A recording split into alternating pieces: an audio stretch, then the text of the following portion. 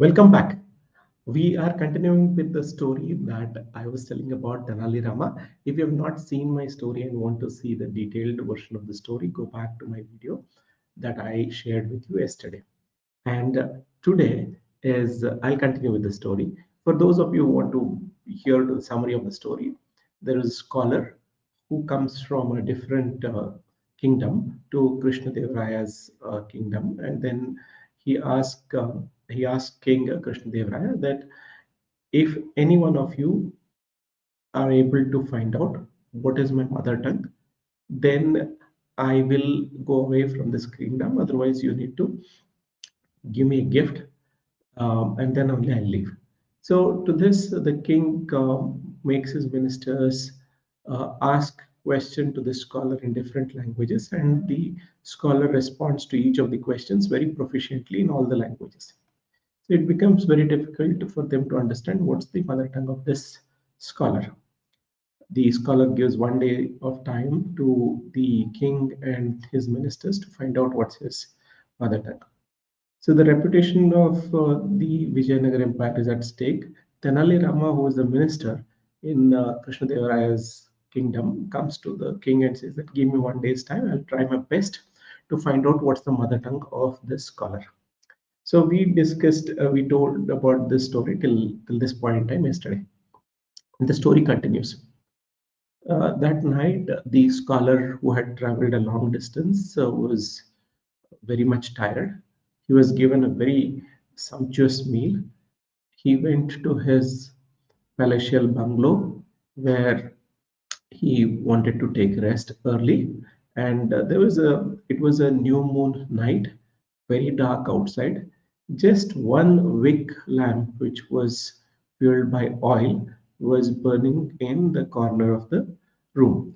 During those days, there was no electricity or battery bulbs, so it was with the oil wick lamp that the room was lighted.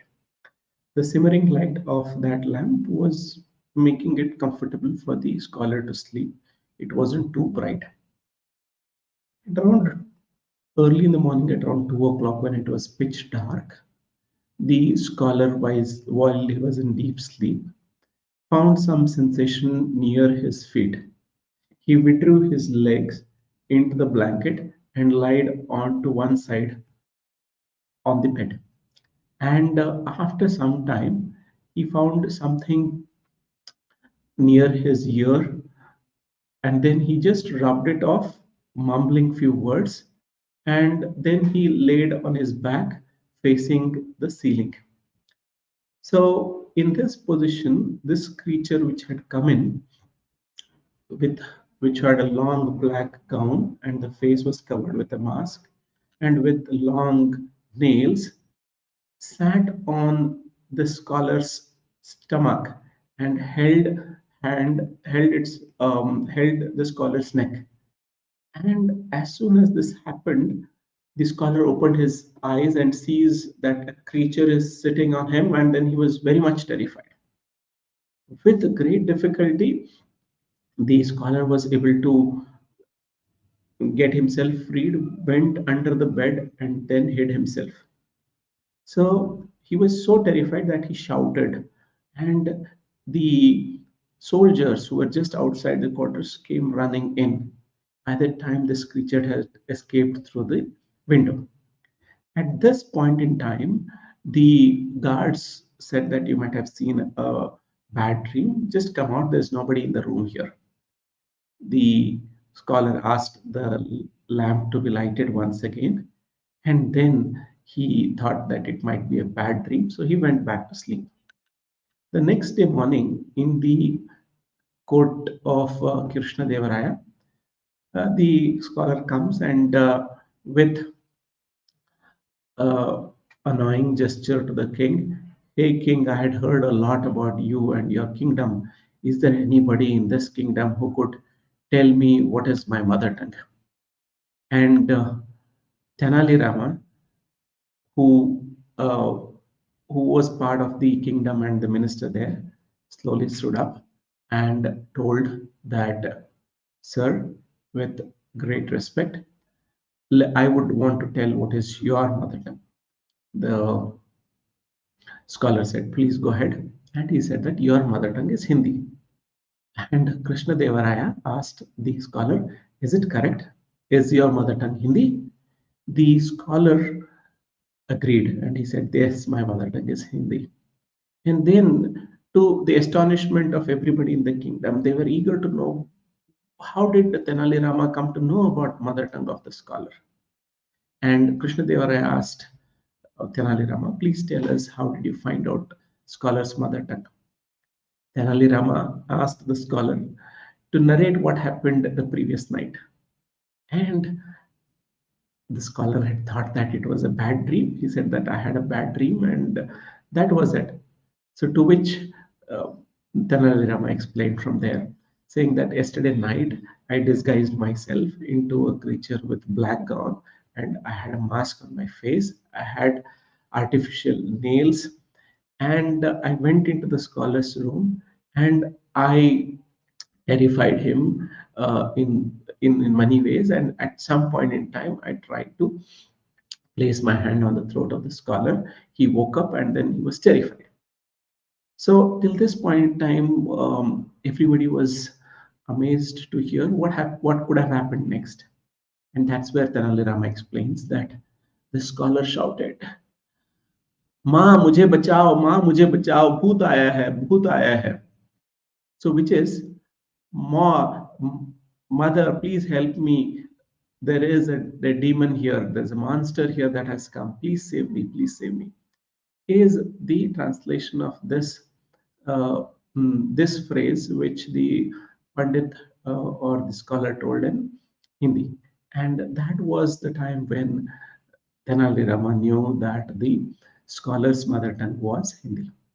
Now, he could have loudly told it in any other language. It doesn't so happen. So Tenali Rama explained in the kingdom, saying that when we are born, we are influenced by our mother and our nature, our mother tongue. And whenever we are in distress, the first word that comes out of our uh, first word that we utter is that of our mother tongue. Any word that we utter is that of in our mother tongue. So this was the story, and now let's come to the main portion of this video. Is to what do we take as a learning from the story? That's very important. So Tenali Rama told that we are influenced by our mother tongue because we learned our mother tongue when we were very young, and we were taught our mother tongue for a long time. Let's say till we are fourth, fifth, sixth, or seventh, 7 years of age, we've been speaking our mother tongue and learning something new. And we have a great hold on our mother tongue. The same way, as a coach, as a teacher, as a parent, there are few traits, there are few skills that we need to learn and make them so intrinsic in our nature that they become like our mother tongue. For example, if I'm a teacher, the ability to teach and convey my ideas and explain it to students is very important. Until unless we do it day in, day out, we will not be proficient in it. Now, if I want to be a coach and I want to coach others, until unless I coach 10, 15, 20 people, I will not be proficient in coaching. To start with, I have to start somewhere and then do it continuously. If I want to be a speaker, I need to come on stage. I need to have stage time. I need to address people. I need to understand where I'm facing challenges. How do I overcome it? That is when I will move to the next stage of being a proficient speaker. So, this Tenali Rama story is about mother tongue. But here, what I would want to conclude here is whatever you invest time in, whatever you make it as your second nature, becomes your skill.